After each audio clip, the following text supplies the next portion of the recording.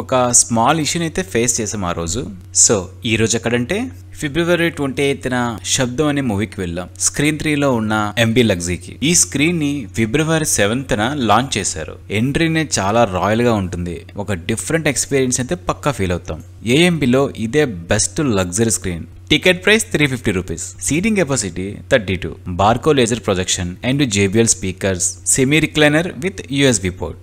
Book my షోలో చూసేటప్పుడు MB లగ్జీ అని ఇక్కడ ఇలా కనిపిస్తుంది. మా ఎక్స్పీరియన్స్ చెప్పాలంటే వెళ్ళింది హారర్ మూవీ కాబట్టి బెస్ట్ సౌండ్ క్వాలిటీని ఎక్స్పీరియన్స్ చేయగలిగాం. విజువల్ గా స్క్రీన్ క్వాలిటీ కూడా నచ్చింది.